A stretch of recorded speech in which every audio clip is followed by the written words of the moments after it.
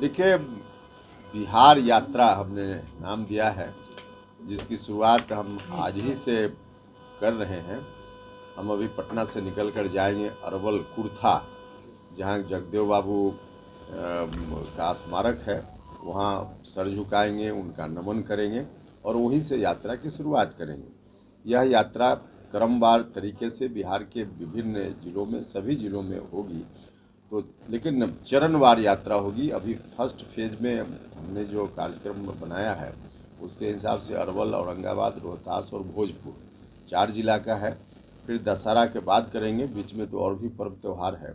तो मुझको लगता है कि 2 से ढाई महीना में पूरे बिहार की यात्रा पूरी होगी। सर, क्योंकि इस बार जब लोकसभा चुनाव हुआ तो दक्षिण बिहार में देखने को मिला, जिधर आपकी यात्रा है उधर ही एनडीए को ज़्यादा नुकसान हुआ, तो आपको लगता है कि उधर ही मजबूत ज़्यादा करने की जरूरत है? हाँ, देखिए, इसलिए आप देख रहे होंगे कि हम हमेशा पहले भी हमने यात्रा की है, और जब जब यात्रा की है अधिकांश बार हमने चंपारण के इलाका से यात्रा की शुरुआत की है। इस बार हम जानबूझकर कुर्था से, अरवल से यात्रा की शुरुआत कर रहे हैं।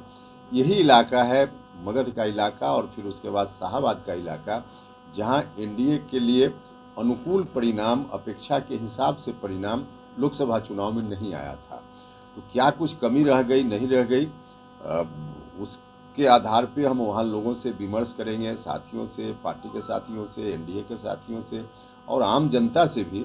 और स्वाभाविक रूप से जो भी कुछ कमी रही होगी उन कमियों को आगे दूर करते हुए और बिहार के अन्य हिस्सों से जो फीडबैक आएगा उसको लेकर के समेट करके एनडीए की रणनीति इलाका वाइज अलग अलग विधानसभा चुनाव के लिए हम बनाएंगे, ताकि हर जगह मजबूती से एनडीए की जीत दर्ज हो सके।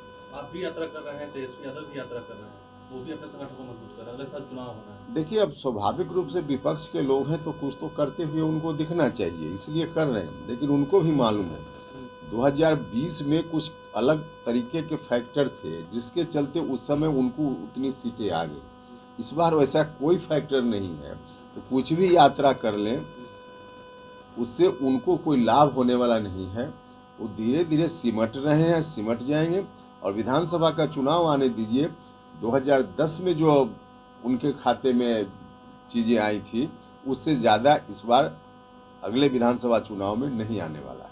मुकेश सहनी ने कहा है कि सीएम नीतीश कुमार को रिटायरमेंट ले लेना चाहिए, अब उम्र भी हो गया है उनका, काम बिहार में। देखिए, इस तरह की बात जो लोग भी करते हैं, समझ लीजिए कि बिहार के विकास के विरोधी लोग हैं।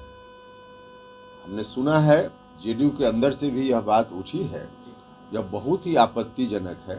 नीतीश कुमार जी का योगदान पूरे बिहार के लिए इतना ज़बरदस्त योगदान है कि उनकी सेवा की अभी आगे बहुत ज़रूरत है। और नीतीश कुमार जी दिन रात मेहनत कर रहे हैं। अभी भी कोई नौजवान कितनी मेहनत करेगा, नीतीश कुमार जी उससे ज़्यादा मेहनत कर रहे हैं। हमेशा किसी जिला में जा कर के समीक्षा करना, लोगों के बीच काम करना, तो उनकी ज़रूरत है, काम कर रहे हैं। अगली बार विधानसभा चुनाव के माध्यम से एक बार उनके ऊपर फिर से दायित्व आए तो बिहार कहाँ से कहाँ पहुँच जाएगा। तो अब इसके बावजूद कोई व्यक्ति उम्र का हवाला देकर के नीतीश कुमार जी पर तंज कसे, तो यह बहुत ही आपत्तिजनक है, बहुत ही गलत है। इस तरह की बात चाहे जेडीयू के अंदर से उठे या बाहर से उठे, कहीं से इसको मुनासिब नहीं कहा जा सकता। उपेंद्र कुशवाहा ये बात नहीं मानते हैं, मतलब बहुत लोग, विपक्ष के लोग हो या आपके लोग हो, कहते हैं कि नीतीश कुमार थक गए हैं, हार गए हैं, आप नहीं मानते? बिल्कुल नहीं। उम्र तो एक स्वाभाविक प्रक्रिया है, किसी की भी उम्र बढ़ती है, वो एक अलग विषय है। लेकिन उम्र से नीतीश कुमार जी के ऊपर कोई काम करने में कोई असर हो गया हो? रोज देख रहे हैं हम लोग ना, 24 घंटा अभी भी काम कर रहे हैं नीतीश कुमार जी, लोगों के बीच जा रहे हैं, जिला में जा रहे हैं, सरकारी काम कर रहे हैं, पार्टी का काम कर रहे हैं, और तब उनके बारे में इस तरह की बात। नीतीश कुमार जी का एक लंबा अनुभव है काम करने का। अभी सरकार दिल्ली में, पटना में एक तरह की सरकार है, इसके चलते भी आगे मौका नीतीश कुमार जी को मिले तो बिहार का विकास और तेज गति से होगा। तो अभी ज़रूरत है नीतीश कुमार जी को फिर से मौका मिले इस बात की, न कि कोई व्यक्ति उम्र का हवाला दे करके उनको रिटायर होने की बात करे, तंज कसे।